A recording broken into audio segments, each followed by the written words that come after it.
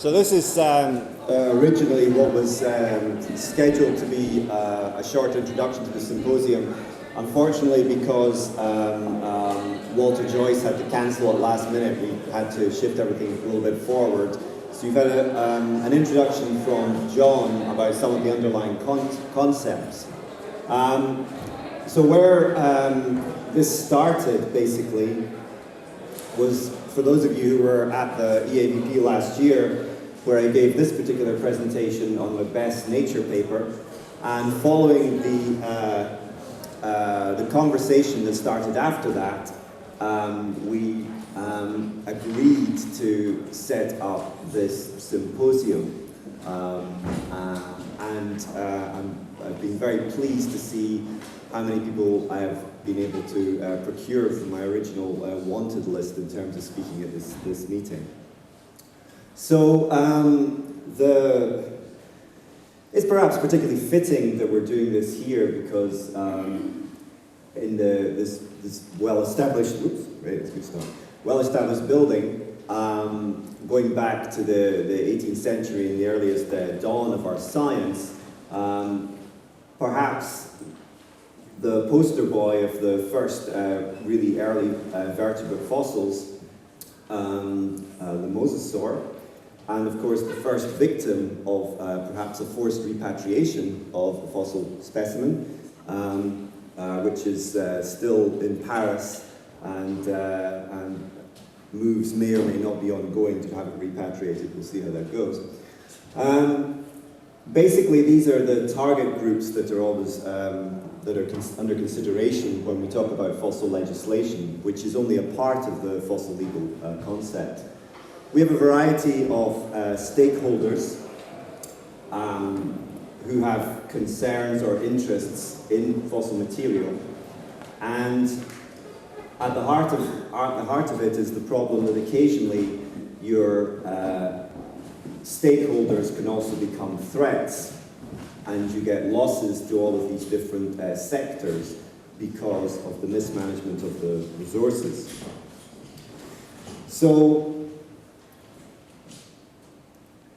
one of the problems that we've encountered, as John has already alluded to, is terminology problems. For example, legal definitions. I mean, we're talking about legislation and legislative problems, but if the definitions themselves are skewed, then that can cause a real problem. So for example, under some interpretations, a vertebrate fossil needs to actually have vertebrae present.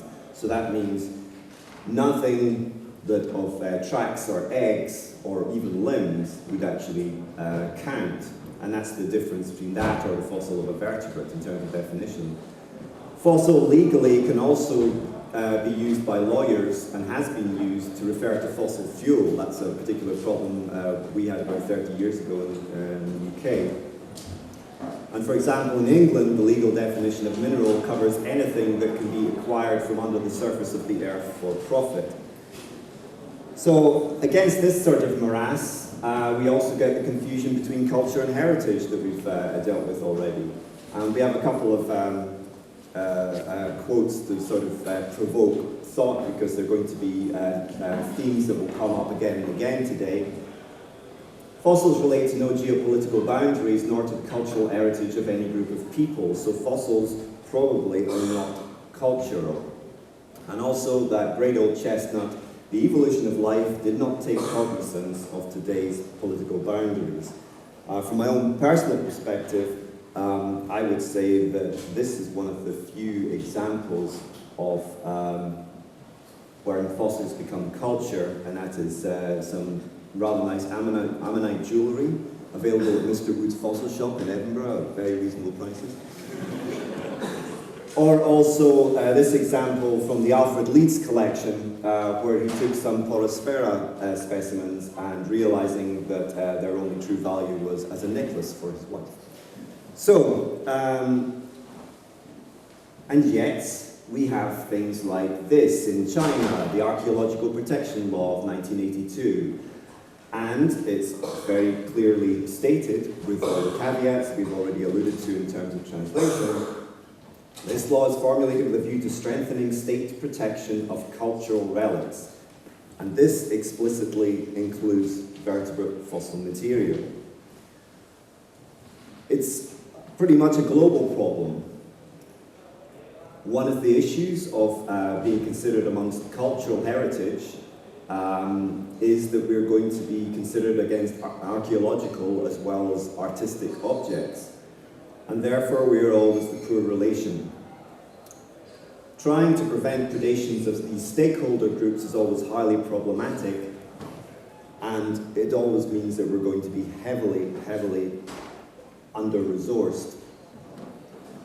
Adequate protection of sites is highly resource intensive, and therefore most states tend to default to the basic idea that they leave the problem to customs to deal with. But border checks are often ineffective, either due to collusion between the exporter and the smuggler on border security, or simply through further under-resourcing. So generally, issues of illegal transportation of fossil material only come up through other means, like, for example, auctioning a tarbosaur from Mongolia. I'm pretty sure that the issue of Thai and Eric Prokopi is going to come up later on today. Similarly, Brazil, we've talked about Mongolia has had fossil protection legislation in place since 1924. In Brazil, it's 1942. And yet we still have issues like this paper, for example, that came out of the four-legged snake, which brought this up to the public attention again. What I found particularly amusing about this was that we then had science suddenly getting on its high horse. Sorry, after science had published this, nature got on its high horse and decided to try and attack and say how dreadful it was that science had published this specimen, while conveniently forgetting that it actually quite regularly does exactly the same thing itself. So what we have in this sort of short intro is the establishment of common resource pressures, money, the drive for publications, bad legislation, and also the degree to which responsibility, as with these papers, should be shared by publishers. And that is all that I really want to say at this point by way of an introduction to try and get us back onto track. So I would then pass over to Dino Frey, who will take the next talk and wear this very fetching headset.